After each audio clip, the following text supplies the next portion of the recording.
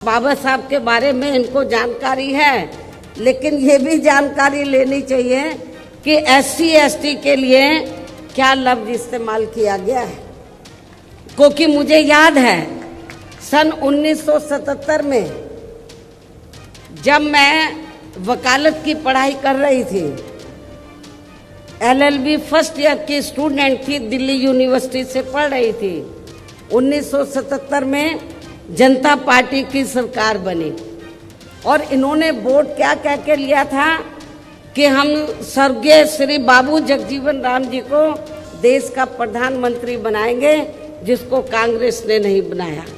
कांग्रेस ने भी नहीं बनाया जिनको, और जनता पार्टी ने भी नहीं बनाया 77 में। तो दलित वर्ग के लोग, अनुसूचित जाति जनजाति वर्ग के लोग पूरे देश में बहुत नाराज थे, खफा थे।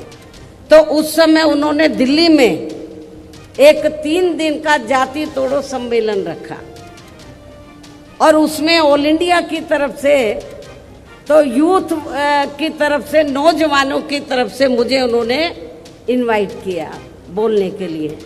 और जब मैं उस सम्मेलन में बोलने के लिए गई तो वहाँ पर जितने भी जनता पार्टी के नेता थे तो वो बार बार हरिजन हरिजन इस्तेमाल कर रहे थे। तो मैंने उनको कहा कि एक तरफ तो आप जाति तोड़ने की बात कर रहे हैं और दूसरी तरफ आप हरिजन कह रहे हैं। यदि हम इसको पॉजिटिव सेंस में लें तो हम तो हरि का मतलब ईश्वर, हम तो ईश्वर की औलाद होगी, तो बाकी लोग क्या शैतान की औलाद है? ये मैंने 1977 में जब मुझे उन्होंने ऑल इंडिया की तरफ से इनवाइट किया तो ये मैंने वहाँ पर बोला था।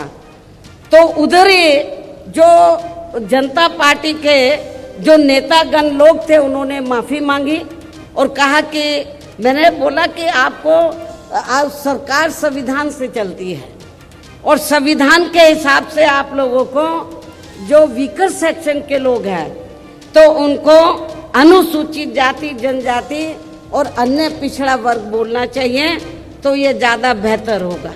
उनको रियलाइज करना पड़ा और ये कहना पड़ा कि बहन जी जो बोल रही है वो सही बोल रही है।